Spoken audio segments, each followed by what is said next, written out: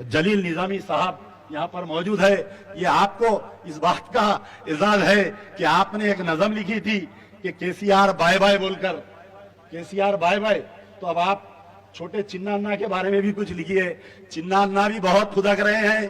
अरे बेवकूफ, अगर फर्ज करिए बड़े छोटे मोदी को हरा सकते हैं तो तेरा भी वक्त है। मेरी बच्ची बोधन में, मासूम बच्ची लाचार माँ की दवा लाने को निकलती है, इस यहाँ का एक सिटिंग कारपोरेटर उसकी इज्जत लूट लेता है, तो मैं क्या करूं? क्या सारे तेलंगाना को जला दूं? मैं क्या करूं? क्या सारे हिंदुस्तान को जला दूं? बताओ। वो रेप करता है, उसके बाद में उसको पुलिस गिरफ्तार करती है, 14 दिन के बाद में वो बाहर आ जाता है।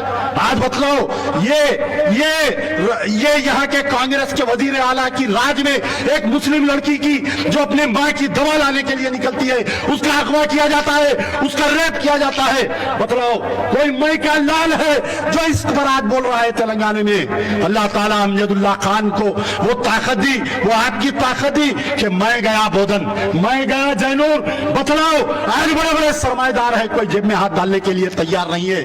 तो मैं, अल्लाह ताला मुझसे यही पिछला जो जलसा था, पिछले जलसे में मैं एक बहुत बड़ी बात बोल गया था, लेकिन अल्लाह ने मेरी इज्जत रखी। मैंने कहा था कि अगर बड़े मोदी को हराना है तो तेलंगाना से छोटे मोदी को हरा कर बताओ। तो अल्लाह ने मेरी जबान की लाज रखी। लोग मजाक उड़ाए कि ये सोचे कि क्या केसीआर को कोई तेलंगाना से इलेक्शन हरा सकता, क्या बोलकर सोच सकते थे। इस वक्त का जो 9 साल का वजीर आला था उसको कोई हरा सकते क्या बोलकर सोच रहे थे, लेकिन अल्लाह मेरी जबान की लाज रखा और ना सिर्फ छोटे मोदी को हराया गया बल्कि बड़े मोदी को कमजोर कर दिया गया। अल्लाह ताला आज नित नए साजिशें की जा रहे हैं, कहीं वक्फ बिल अमेंडमेंट एक्ट आपके सामने ला रहे हैं, और बड़ी हैरत की बात यह है कि वक्फ के जमीनों के लुटेरे, वक्फ के जमीनों के चोर दलाल आज वक्फ को बचाने की बातें कर रहे हैं। ये बड़े अफसोस की बात होती है। मैं मौलाना तौकीर रजा खान साहब से गुजारिश करूंगा कि इस पर भी आप अपनी तकरीर में रोशनी डालिए कि कौम के दलाल आज वक्फ को बचाने के लिए निकल रहे हैं।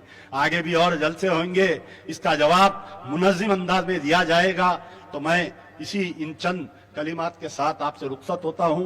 2-3 शुराए कराम हैं और एक बेहतरीन हमारे जलील निजामी साहब यहाँ पर मौजूद है।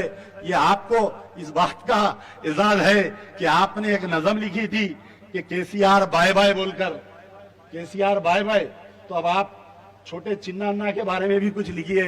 चिन्ना अन्ना भी बहुत खुदक रहे हैं।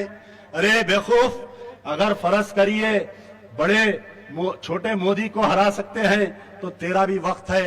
इस कांग्रेस हमने बहुत अरमानों से, हमने बहुत मेहनतों से, हमारे मसाजिद के इमाम, हमारी मसाजिद के कमेटी दर दर गली गली फाखे फिर कर कर्नाटक में कांग्रेस को इख्तिदार पर हमने लाया।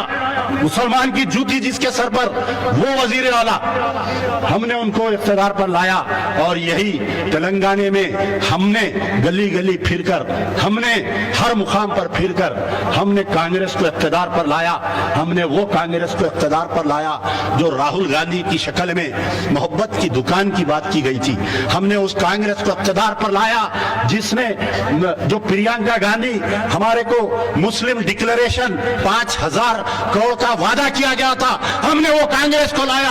हमने वो कांग्रेस को इख्तिदार पर तेलंगाना में नहीं लाया कि 8 महीने के अंदर 20 फिसादात हुए और अक़लियतों के ऊपर हमले हुए, एक मस्जिद जागीरदार को शहीद कर दिया गया।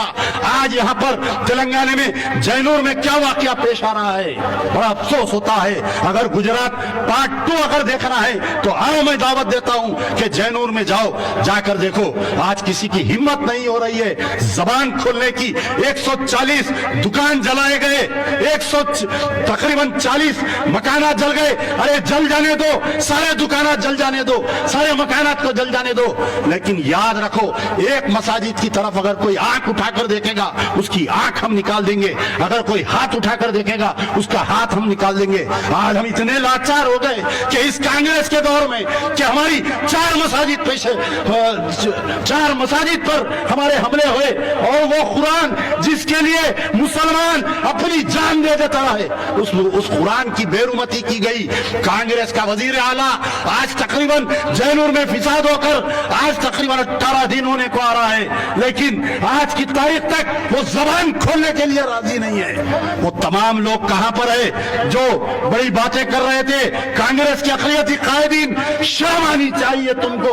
یاد رکھو یہ جو آج کرسیوں پہ فائز ہے, کل جو بی آر ایس کے دور میں جو کرسیوں پہ فائز تھے وہ بھی یہی سوچ رہے تھے کہ ہم خبر میں اپنی کرسی کے ساتھ جائیں گے.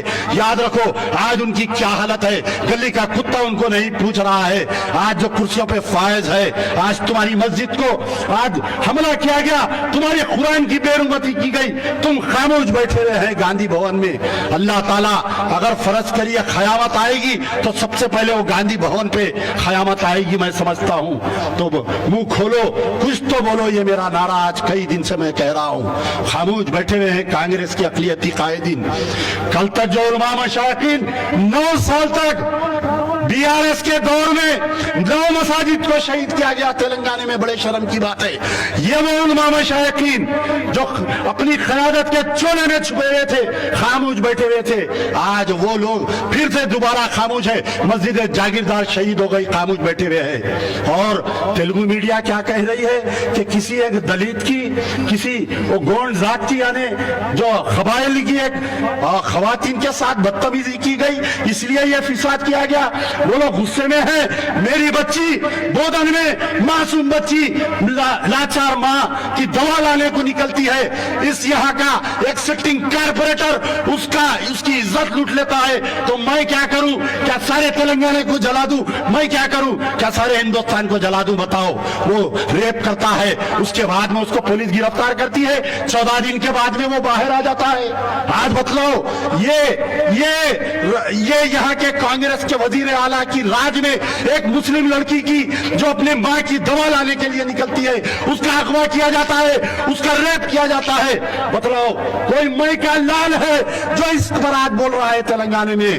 اللہ تعالیٰ امجد اللہ خان کو وہ طاقت دی, وہ آپ کی طاقت دی کہ میں گیا بودن, میں گیا جینور. بتلاؤ آج بڑے بڑے سرمایہ دار ہے, کوئی جیب میں ہاتھ ڈالنے کے لیے تیار نہیں ہے. اس معصوم بچی کا سارا کوئی بنا کیا؟ بتلاؤ.